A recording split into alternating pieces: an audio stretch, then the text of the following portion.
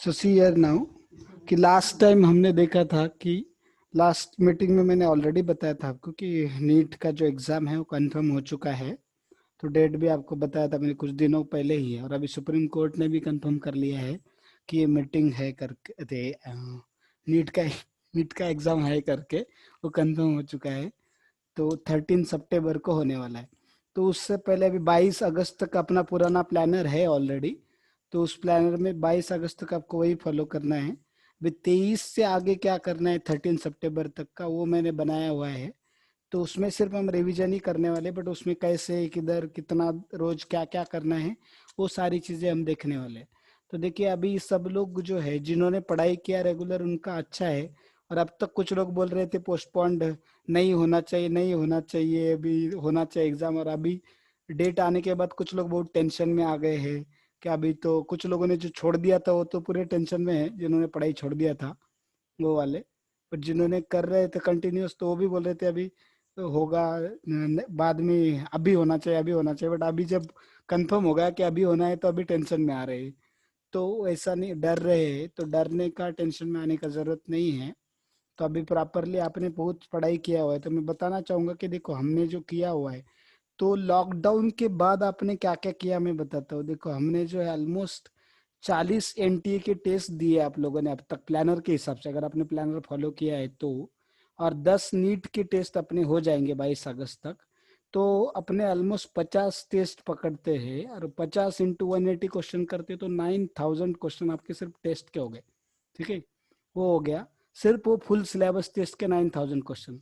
और अगर आपने बोर्ड की एग्जाम के बाद अगर 100 भी क्वेश्चन पर चैप्टर सॉल्व किए हैं तो वो अगर पकड़ते तो ना, अगर हम देखते हैं हर एक सब्जेक्ट के 30 चैप्टर है ना। तो ऐसे तीनों मिला के 190 या 100 पकड़ लेंगे तो उसके भी 9 से 10 हजार क्वेश्चन होते हैं। तो 18,000 क्वेश्चन ये हो गए। उसके बाद हमने बहुत सारे क्यूमुलेटिव टेस्ट और चैप्टर वाइज टेस्ट भी दिए हैं, वो भी लिए हैं। तो उसके अगर 2 भी हजार क्वेश्चन पकड़ते तो आपके लॉकडाउन के अंदर 20,000 क्वेश्चन सॉल्व हो चुके हैं। अगर आपने पूरा प्लानर फॉलो किया है तो हाउ मेनी 20,000। अगर किसी ने आधा भी फॉलो किया तो how many 10,000 at least question you solve. तो आपने इतने सारे जो टेस्ट दिए, इतने सारे जो क्वेश्चन सॉल्व किए थे, अपने टेस्ट जो थे वो भी क्वालिटी थे। तो उसमें जितने भी टाइप नीट में पूछे जा सकते वो सारे कवर हो चुके हैं।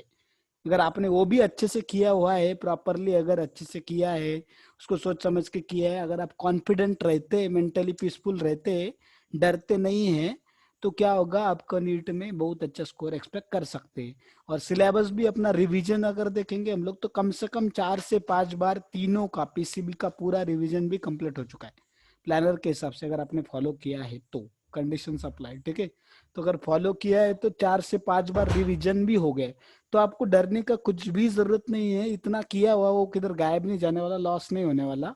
तो it is there in your brain only. But अभी आप डर रहे इसलिए वो आपको याद नहीं आ रहा है, या आप उसको यूज नहीं कर पा रहे हैं। तो वो डर निकाल दीजिए। उसके बारे में हम प्लानर के बाद बताने वाला हूँ मैं डिटेल में उसके बारे में। बस अभी प्लानर पहले डिस्कस करते हैं हम लोग करना क्या है। तो ये मैं बताना चाहता था कि हमने क्या क्या किया है। तो इतना सिलेबस हमने पढ़ लिया है, 2-3 बार रिवीजन किया है, 4-5 बार इतने सारे क्वेश्चन सॉल्व किए, इतने सारे टेस्ट सॉल्व किए। तो बहुत कुछ कर चुके हम लोग। तो you should be fully confident. कुछ भी डरने का, इसका टेंशन लेने का कुछ जरूरत नहीं है, ठीक है। Provided that you have followed the plan. अगर नहीं किया है तो भी, आधा भी फॉलो किया है तो मैंने बोला that is also more than sufficient. अगर आपने आधा भी प्लान फॉलो किया है, सपोज बायो किया अच्छे से, केमिस्ट्री किया है, फिजिक्स नहीं किया है, या फिजिक्स बायो किया है केमिस्ट्री नहीं किया है, या ऐसा बायो तो सबने किया होगा वैसे, बस फिजिक्स केमिस्ट्री में से दोनों में से कोई एक छोड़ दिया रहेगा। तो ऐसा रहेगा तो भी आपको टेंशन लेने का जरूरत नहीं है, ठीक है। तो अभी प्लानर क्या क्या है वो देखते हैं। ये ग्रुप पे भी भेजने वाला हूँ मैं। तो 23 अगस्त से 26 अगस्त तो आपको हर एक सब्जेक्ट के लिए 4-4 दिन है। तो 4 दिन में क्या करना है आपको, एक दिन में 8 चैप्टर रिवाइज करने हैं आपको, 12 घंटा पढ़ाई करना है कम से कम। तो 1.5 घंटे में आपको एक चैप्टर रिवाइज करना है। और अभी पॉसिबल इतने सारे रिवीजन हो गए, आपको बुक देख देख के पक गए होंगे आप, है ना। सब कुछ याद होगा कौन से पेज पे क्या है, होप सो। अगर आपने अच्छे से पढ़ाई किया अब तक, अच्छे से रिवीजन किया है, तो आपको याद होना चाहिए, पता होना चाहिए। तो 1.5 घंटा मुझे नहीं लगता कम है। 1.5 घंटा is more than sufficient. Ideally 1 घंटे में ही होना चाहिए, बट 1.5 घंटा दिया ताकि क्वालिटी आप रिवीजन कर सके, अच्छे से सारी चीजें समझ सके, डेप्थ में जा सके उसके, इसलिए 1.5 घंटा आपको दिया है रोज का। तो 12 आवर्स आप अगर पढ़ते, ये किन के लिए है? जिनका पीसीबी पूरा तीनों सिलेबस कंप्लीट हो चुका है, जिनका ऑलरेडी पढ़ाई करके, उनके लिए ये पैटर्न है। अगर आपका पूरा नहीं हुआ, कुछ चैप्टर आपने ऑप्शन में रखे छोड़ दिए, तो ये क्या होगा, आपका 8 की जगह 7 हो जाएंगे, 6 हो जाएंगे, 5 हो जाएंगे। तो depends on you how much you have completed your syllabus. तो अगर पूरा किया है तो पूरा जिनको करना है, पूरा सिलेबस फिर से एक बार जिनको रिवाइज करना है अभी फाइनल रिविजन, तो उनके लिए ये पैटर्न ऐसा है। अगर जिन्होंने नहीं किया है तो उसमें से चैप्टर्स कम कर सकते हैं। आवर्स अभी कोई बोलेगा 12-12 घंटे सर, अभी कितने दिन करने हैं आपको? बस 20 दिन, लास्ट 21 दिन। देखिए उधर लिखा है लास्ट 21 डेज रिविजन प्लानर। बस 21 दिन आपको पढ़ाई करना है, 21 दिन में आपका जिंदगी डिसाइड होने वाला है पूरा। ठीक है, 21 दिन में आपका जिंदगी नहीं बोल सकते हम लोग, करियर डिसाइड होने वाला है। ठीक है, जिंदगी नहीं बोल सकते हम लोग, जिंदगी तो इस चीज से पता नहीं कितना अफेक्ट करेगा, but career is going to be decided from this last 21 days. So इसमें 12 घंटा मुझे नहीं लगता 12 आवर्स करने में कुछ प्रॉब्लम होगा किसी को, और किसी करने में कुछ दिक्कत है, करना वर्थ है वो। ठीक है, सो 12 hours every day you should do. और इसके बाद अभी 23 को कोई टेस्ट नहीं देना, कोई कुछ टेस्ट वगैरह देना नहीं है, कुछ नहीं है। तो अभी इसमें करना क्या है, एक चैप्टर 1.5 घंटा है, तो उसमें आपको आइडियली करना चाहिए कि आधे घंटे में थ्योरी हो जाए, और 1 घंटे में आपने अब तक जो टेस्ट दिए फुल सिलेबस ये हो, उसमें जो आपके क्वेश्चन गलत हुए उन क्वेश्चन को बस देख लो, बस हो गया। वही क्वेश्चन के देखो जो गलत हुए हैं, जो आपको नहीं आए थे, जिसका सॉल्यूशन देखना पड़ा था, वो क्वेश्चन, बाकी क्वेश्चन को देखने की जरूरत भी नहीं है। ठीक है, वो एक चीज है। या अगर आपको 45 मिनट या आधे घंटे में नहीं होता, 45 मिनट ले, 45 मिनट भी नहीं होता तो 1 घंटा ले लो थ्योरी के लिए, और आधा घंटा कम से कम अपने वो क्वेश्चन जो गलत हुए उतने क्वेश्चन देखने चाहिए। वो बहुत क्रुशियल, बहुत इंपॉर्टेंट चीज है, इसलिए 1.5 घंटा रखा गया है वो। ठीक है, तो वैसा उस तरीके से करना है। डाउट है किसी को तो मैं इस प्लानर एक्सप्लेन करने के बाद लेता हूँ, that time will take doubts also. ठीक है, तो ये याद रखिए, उसमें वैसा करना है। या अगर किसी ने टेस्ट ज्यादा नहीं दिए तो अब तक आपने जो सॉल्विंग किया उसमें जो राउंड किए हुए क्वेश्चन है आपने जो गलत हुए थे, जिसमें डाउट थे, वो क्वेश्चन एक बार फिर से अच्छे से देख लो। सॉल्व कर सकते तो बेस्ट है, सॉल्व करने के लिए टाइम कम है तो एटलीस्ट वो क्वेश्चन समझ के उसका सॉल्यूशन एक बार देख के समझ लो। ठीक है, तो सॉल्यूशन देख भी लिया तो भी चलेगा, but at least that much you have to do, वो बहुत क्रुशियल है। तो ये 23 से 26 अगस्त तक इतना इंपॉर्टेंट है, इतना करना है आपको। 4 दिन, मतलब 4 दिन में फिजिक्स, फिर 4 दिन केमिस्ट्री, फिर 4 दिन बायो। तो अभी किसी ने फिजिक्स किया ही नहीं है, फिजिक्स के बहुत चैप्टर कम किए हुए हैं, तो 2 दिन करके केमिस्ट्री स्टार्ट करो, बायो करो। ठीक है, फिजिक्स अगर आपने पूरा नहीं किया है तो, पूरा किया है तो बहुत अच्छा है। फिजिक्स पहले क्यों रखा है, क्योंकि फिजिक्स में फॉर्मूले होते हैं, चीजें तो वो याद रखना थोड़ा आसान है।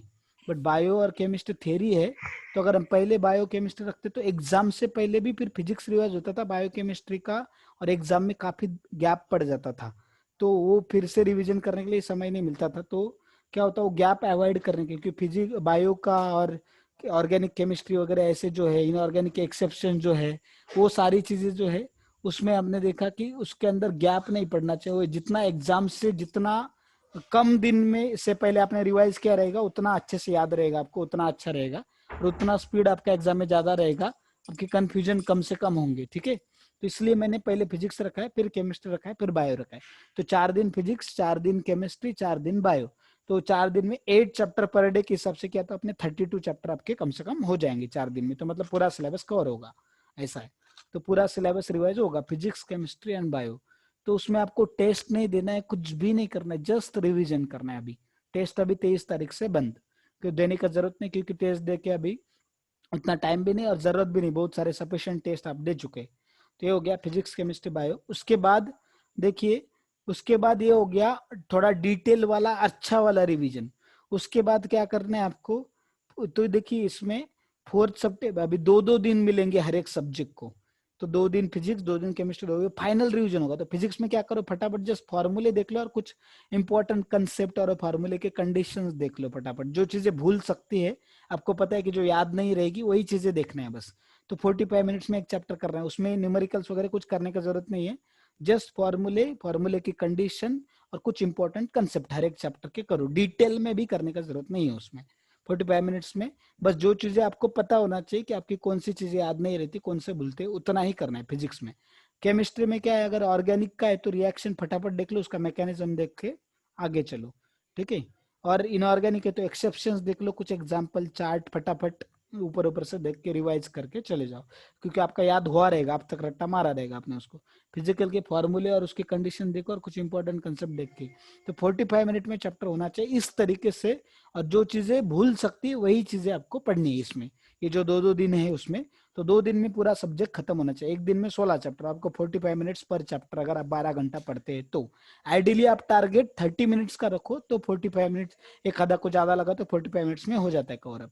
या अगर इधर भी आप 1.5 घंटे की जगह 1 घंटा या 1 घंटा 15 मिनट्स का रखो चैप्टर खत्म करने का टारगेट, तो एटलीस्ट अगर एक्सटेंड भी हो गया तो 1.5 घंटा ही होगा, मतलब 15 मिनट बफर आपके पास रहेंगे हर के लिए। तो ऐसा आप करना है इसमें। तो ये 2 दिन फिर फिजिक्स, 2 दिन केमिस्ट्री और बायो। और बायो में क्या रिवाइज करना है, बस जो एग्जाम्पल आपने लिख के रखे हर एक, सपोज ऐसे फाइलम रहते तो फाइलम के एग्जाम्पल या अलग अलग चीजों के, या कुछ चीजें बहुत याद ही नहीं रहती, अच्छे से भूल जाते, तो वो चीजें ही आपको इसमें रिवाइज करनी है 2 दिन में बायो का। फिर आपको 10 सितंबर फिजिक्स बफर है, 11 सितंबर केमिस्ट्री बफर और 12 सितंबर बायो बफर। मतलब टाइम पास ऐसा नहीं है, टाइम पास के लिए नहीं है। बफर क्या है कि अगर गलती से आपका इसमें से कुछ गड़बड़ हो गया, एक आधे दिन कोई बीमार पड़ गया, या एक आधे दिन कोई चैप्टर 8 की जगह कम हो गए, 3-4 चैप्टर रह गए, तो वो कवर अप करने के लिए इधर है। और अगर वो तो होना नहीं चाहिए, आइडियली इसी में आपने 9 सितंबर तक सब कुछ कंप्लीट करना चाहिए। बट 10th 11th 12th को आपको एक एक दिन है, तो एक दिन में फिर से आप फॉर्मूले की लिस्ट या फिर से एक्सेप्शन एग्जाम्पल ये थोड़ा बहुत वो उसमें देख लेने का एक बार, एक एक दिन में जो है। एक एक दिन है 12th तक का वो, एक दिन फिजिक्स, एक दिन केमिस्ट्री और एक दिन बायो। तो आपका जितना अच्छे से याद होगा आपको चीजें, जितना प्रॉपरली पता रहेगी, उतना कॉन्फिडेंस रहेगा, उतना आपको टाइम कम नहीं पड़ेगा। टाइम जो है नीट के लिए कभी कम पड़ता नहीं। बट कब किसको कम पड़ता है, जिसको कंफ्यूजन है, जिसका थ्योरी अच्छे से हुआ नहीं है, जिसको याद नहीं है अच्छे से, जिसको ठीक से मेथड ही पता नहीं है, कॉन्फिडेंस ही नहीं है, डरा हुआ है, उनको ही टाइम कम पड़ता है। नहीं तो पेपर बराबर अच्छे से डिजाइन किया होता है, टाइम ज्यादा भी नहीं होता कम भी नहीं होता, एग्जैक्ट होता है, प्रॉपर होता है वो। तो आपको अगर अच्छे से आपने पढ़ाई किया हुआ है तो टाइम कभी भी कम पड़ता नहीं है, ठीक है।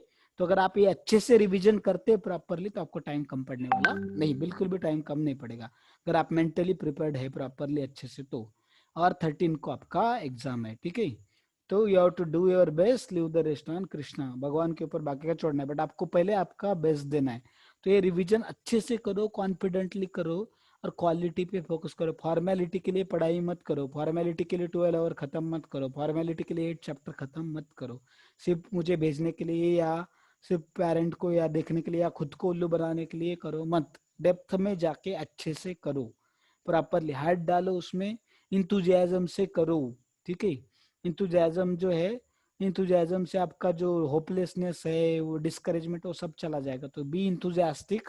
और अपने आप को अगर आप बोल सकते कि मैंने पढ़ाई किया हुआ है, वेस्ट जाने नहीं वाला है, मैं अच्छे से मार्क्स ला के दिखाऊंगा। और अगर आप सोचते कि ऑप्शन है कि मैं करना है या नहीं, लाने आएंगे कि नहीं आएंगे सोच रहे, इसका मतलब क्या है, आपको आपके ऊपर भी भरोसा नहीं, टीचर्स के ऊपर भी भरोसा नहीं, आपके पढ़ाई के ऊपर भी भरोसा नहीं, तो आप जिंदगी में आगे भी कुछ कर नहीं पाएंगे। आपको लाना है कि नहीं, ऑप्शन है क्या, नहीं, you have to bring it, लाने ही है। ऑप्शन नहीं है कि लाने है कि नहीं, आएंगे कि नहीं आएंगे, वो सोचते बैठोगे तो फिर आएंगे, कभी नहीं आने वाले। आप अगर सोचते कि मुझे लाने ही है अच्छे मार्क्स, मेरा जो टारगेट है मुझे पूरा करना ही है, मैंने जितने मार्क्स डिसाइड किए, मुझे जितने लाने उतने लाने, उसके लिए मैं जो जो करने के रिक्वायर्ड है मैं करूंगा, और मैं मेरा बेस्ट ट्राई करूंगा, और आएंगे, मैंने बेस्ट ट्राई किया तो क्यों नहीं आएंगे, आ जाएंगे। तो मुझे मेरा बेस्ट देना है और अच्छे से करके वो लाने हैं मार्क्स, ठीक है। तो आप डिसाइड करो मुझे मार्क्स लाने हैं, आएंगे कि नहीं आएंगे वो सोचते मत बैठो, डरते गिरते मत बैठो, डरना गिरना छोड़ दो, ठीक है। उसके बारे में हम अलग से डिस्कस करने वाले। प्लानर समझा क्या सबको, प्लानर में किसी को कुछ डाउट है क्या? ये लास्ट 21 डेज में आपको ये सब कुछ करना है अच्छे से प्रॉपरली, इसमें डिटेल में इसको रिवीजन दिया है। तो इतना रिवीजन करोगे तो you can be fully confident. और ये रिवीजन आप पढ़ाई किया है अगर आपने अच्छे से पहले, तो ये रिवीजन करने के बाद आपको सब कुछ याद भी आने लग जाएगा अच्छे से, और आपको मार्क्स भी अच्छे आएंगे, श्योर शॉट अच्छे मार्क्स आएंगे आपको अगर ये देखते हैं। तो मैंने बोला कि हमने सफिशिएंट सॉल्विंग भी किया है, सफिशिएंट टेस्ट दिए हैं, सफिशिएंट रिविजन्स भी हो चुके हैं हमारे। बस आपको कॉन्फिडेंट रहना है, that confidence is the key for success and mental peace. आपका प्रेजेंस ऑफ माइंड जितना अच्छा रहेगा उतने सिली मिस्टेक कम होंगे, जितने डिस्टर्ब रहेंगे, जितने डर जाओगे, आपको भले ही आंसर पता रहेगा तो भी आप गलतियां करके आओगे। So please be mentally peaceful और ये चीजें ध्यान में रखो, ठीक है। अभी इस प्लानर में किसी को कुछ डाउट है क्या, बोलो। प्लानर में किसी को कुछ डाउट है क्या? और ठीक है, सीईटी वालों का रहेगा कोई, तो सीईटी वालों को ये प्लानर आप फॉलो करो, कंप्लीट करो सिलेबस। और उसके बाद क्या कर सकते हैं, सीईटी का जब भी डेट आएगा तब तक आप थोड़ा सॉल्विंग और करो, और 100 क्वेश्चन अलग बुक से करो और मटेरियल से करो।